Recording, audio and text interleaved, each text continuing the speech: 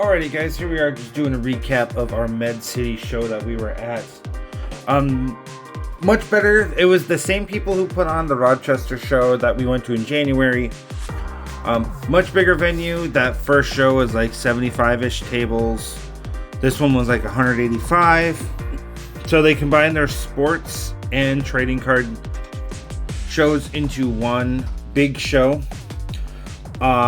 First things first, before we show some of the cool stuff that we picked up, honorable mentions. We're gonna get our pay up. We're gonna have a little bit of fun. First and foremost, we'd like to do the Espeon and Deoxys Tag Team. Now we're going to do the Lily's Clefairy. Next up, we have the Leafeon EX from Prismatic Evolutions. Next up, we have our Rayquaza V from Evolving Skies, the Alt Art. And last but not least is our Phantasmal Flames booster boxes, both of which are gone. As far as the show goes, so it was fairly busy. I sold a couple things of 151 and took in a little bit of 151. Nothing like huge. I took in a couple Pikachus. I took in a Dragonair, but I sold a couple Squirtles. I sold an Ivysaur. I sold a Wartortle. So like it all kind of like balances out in the end in the wash. I'm gonna drop a picture of the setup here. Got a couple things. As far as cool stuff that we took in another Leafeon. Took in an Alakazam, Mega Lucario, Gardevoir. This was a 1-for-1 trade with the Lily's Clefairy. Gardevoir has gone up, I think, like $10 in the week since the show.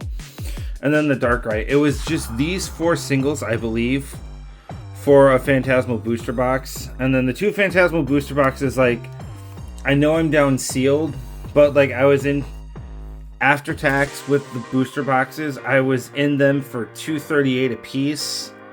Multiply that by 238 times 2 is 476.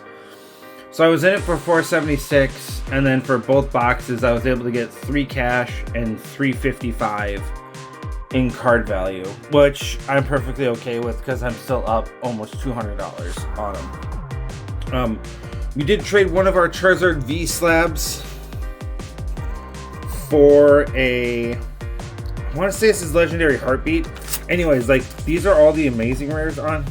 I won't say all of them. Like you've got the amazing rares with like the Celebi, the Zacian, the Zamazenta. I think Lugia had one.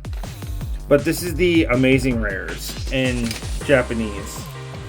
And one of the things too about the review is that I'm already got a couple deals lined up to do post-show.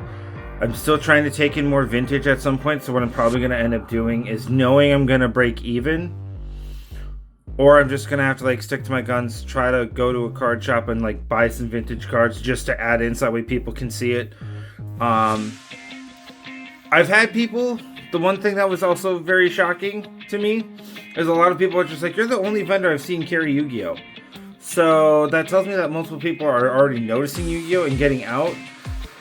The big problem, though, with Yu-Gi-Oh! Is that I think it's just a lot of sales are online and not in person. So what I'd like to do is to just get like another row of cards to have in the display case.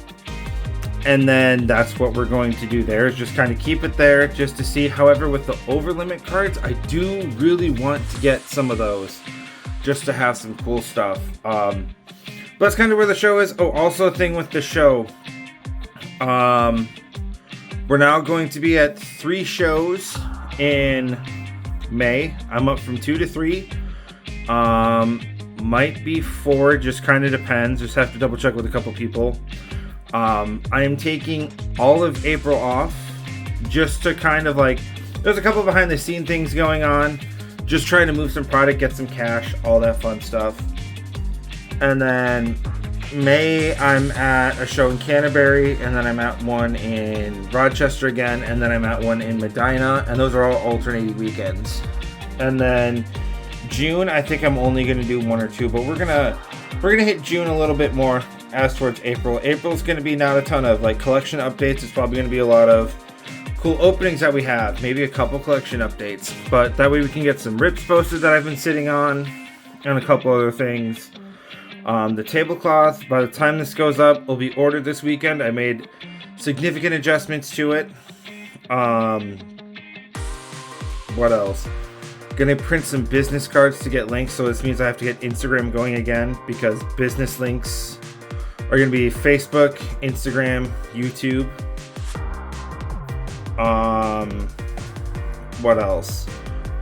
The risers that I had for the seal, I'm gonna drop a picture of the seal display, but the risers look incredible. They turned out much better. I do want to 3D print or get a couple more 3D printed ones, just to like, not to like hold more stuff in essence, but what it can do is, actually I'll be right back, I can show you.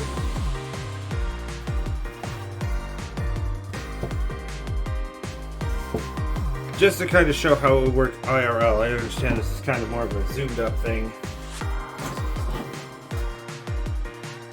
but what it can do is I can print 2 of these and it can kind of like hold, this is just to get the point across. These can hold, 2 of them can hold 1 Mega Charizard UPC, and then they're wide enough to hold an ETB or a booster box.